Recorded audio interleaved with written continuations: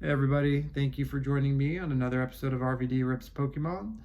I am your host, RVD, the best looking Pokemon content creator on the interwebs. So today I will be looking at 2026 outlook, prediction, strategy, and goals for the Pokemon hobby. Last video, just real quickly before I get into these areas, I know they were a little bit more long-winded, maybe not so entertaining, probably a little bit more biographical, and there was a reason for that.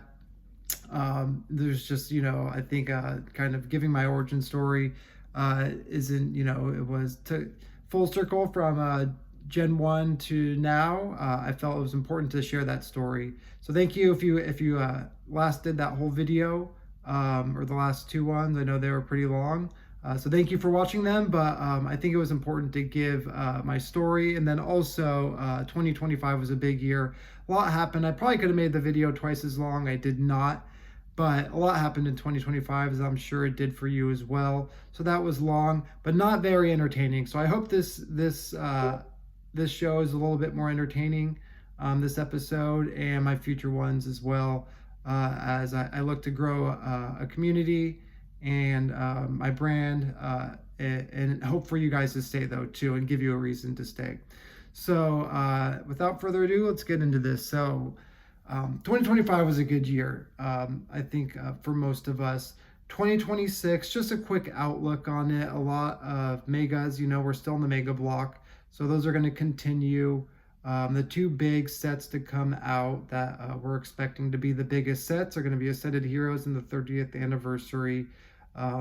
And we'll ultimately time will tell how those sets will do. But then for the other smaller mega sets, Shadow Storm, Emerald, Surge, Ruby, and Sapphire, we'll see how those do too. So Mega Block, as far as what's been leaked as of now, is going to continue. And ultimately we'll march into the 30th anniversary towards the end of the year. So of those sets, though, that I just quickly highlighted, Ascended Heroes in the 30th anniversary will be the two to keep an eye on. Obviously, those are anticipated to be the biggest sets. Anniversary sets are always very large, and Ascended Heroes is a massive set with great art, and I'm looking forward to both of those. So how the market reacts to those, we'll go into once I make my prediction. So another thing to keep an eye on, as in every year, is the sets that rotate. So early SV 1 through 4 are going to rotate around April, and how the market reacts to that. So those, I think, are the three biggest things to keep an eye on. I guess we could also say, supply, how much supply Pokemon is able to continue to increase as the year goes on, is another thing to keep an eye on. And then how fast they're able to do that. So what's their printing capacity and the speed at which they're able to get that to market. Those three areas, I think, are going to be kind of, as we look back, once 2026 concludes and we look back, are going to be some of the things that we talk about the most. So my predictions for 2026, I think it's going to be a pretty, 2025 just seemed like up and to the right most of the time. I don't think that's going to be the case for 2026. I think we'll see a lot more turbulence. Sets not performing so well, some sets not performing so well on release, and maybe going below $200 a booster box, which we haven't seen in a while on these newer sets. And some sets doing really well right on release. For example, Ascended Heroes, I think that will do incredibly well on release for a multitude of reasons, not just because it's a strong set, but how the supply is hitting the market as well. So all those factors will play into how the sets perform on release. But from a macro angle, I think it's going to be a pretty choppy year. Some sets doing really well, other sets not doing very well. So for instance, like Mega 01 or Mega 1 and Mega 2. Mega 1 pretty much catapulted. There was a lot of FOMO with that set. Maybe it was just a new block hype, and and it carried that set for a good amount of time. and but we've seen it retrace very hard recently. I think booster boxes are right around 200 or so. Just, same with Phantasmal. So they started, I think their Omega 1 got up to over $300 a booster box, like the week of release or maybe the week after, which is wild. So they've come back pretty hard. I expect that to be the same. A lot of sets with the new Mega Block in 2026. To maybe some sets will be hyped up a little bit more, and might shoot up post release, and then while others may just not do well on release or shortly after, and may come crashing hard down very soon. So expect more of the same thing, that to carry over, some similarities from Mega Evolutions and Phantasmal Flames. So, but all in all, I think another thing to look out for too is the continued softness of Scarlet and Violet. Not the early block, but the mid block and the late block. So anything from SV5, which is Temporal Forces, all the way to Black Bolt and White Flare. I do expect continued softness for most of the year with those sets, and that includes Destined Rivals as well. We're already seeing some softness. Now, it hasn't really been shown in the US market when it comes to the booster boxes of Destined Rivals. But if you look at other markets, for example, if you look at Card Market, which covers Europe and the UK, their prices are already $300 at booster box for Destined Rivals. They've already seen their big reprint.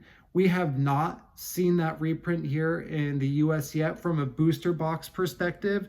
Now we are seeing the bundles come in mass, and it's taken a big hit on the bundle price. The bundle price for the Destined Rivals booster bundle, which mind you, I think that set is only like 6-7 months old, which is wild. Got up to like $62 or something just 2 weeks ago, and within that 2 week period, it's already down to like $50 it got down, I think, at one point to $48, and it couldn't move down even further.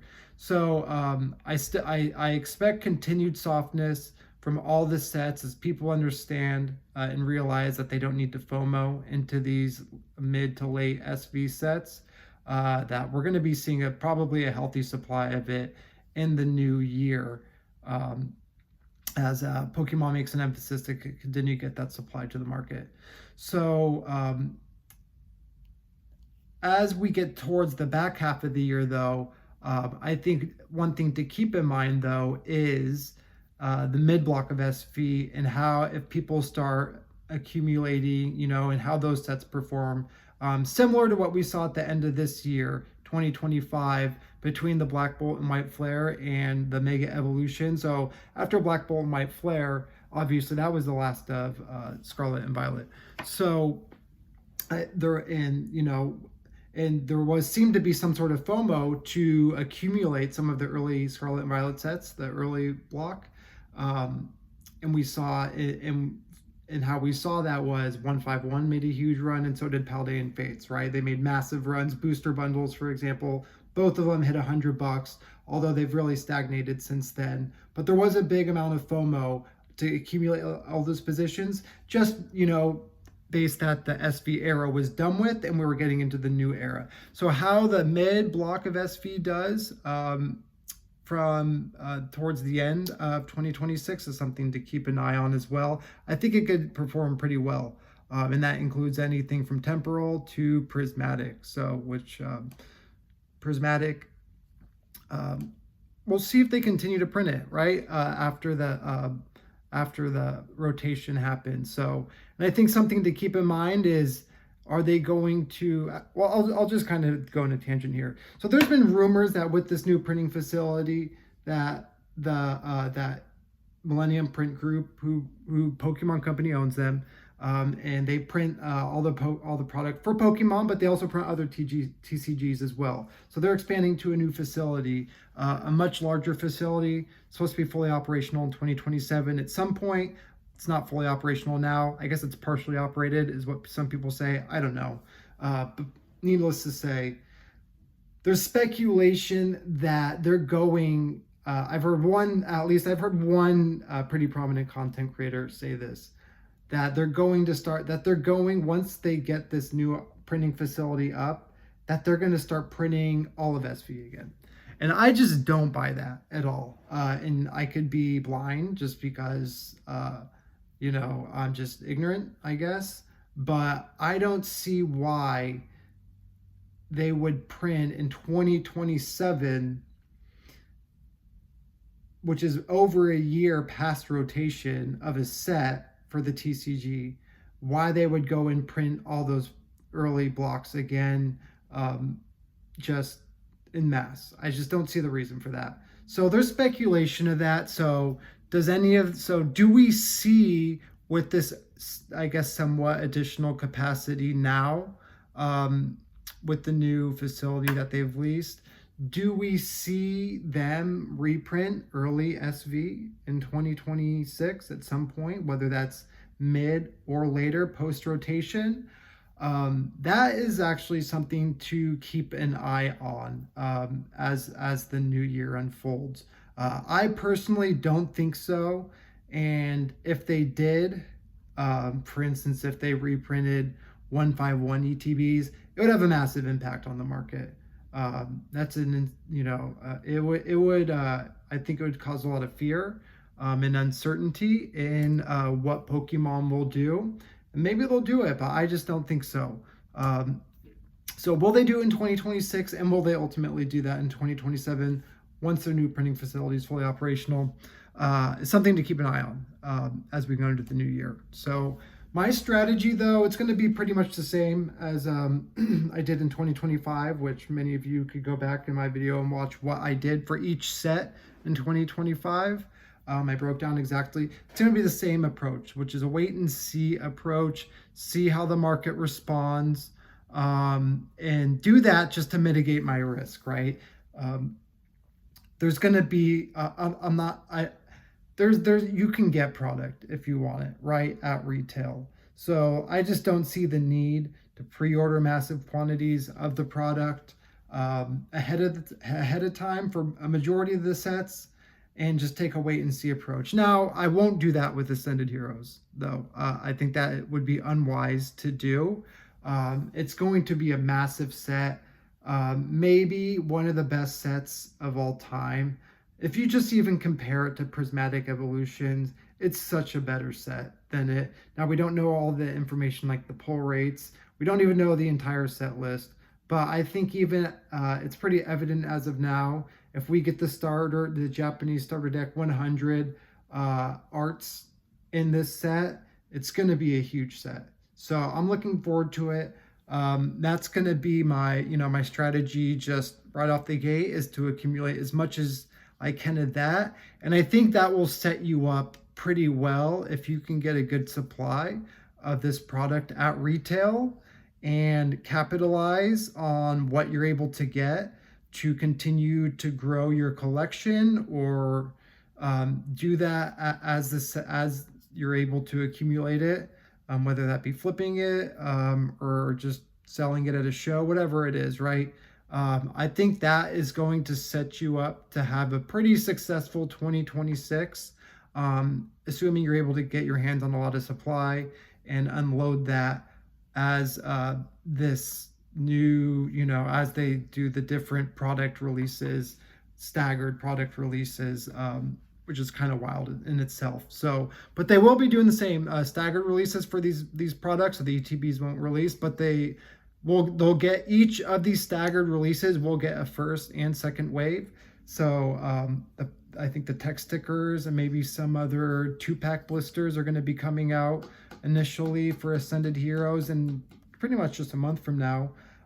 So there'll be a first wave and a second wave of that. How soon the second wave comes, how much is the second wave? Does it meet the same supply as the first wave? All that we'll find out with the first drop and the second wave that comes of it. And then we'll be able to use that information to see how much the product they're able to get out for the additional staggered releases after that point.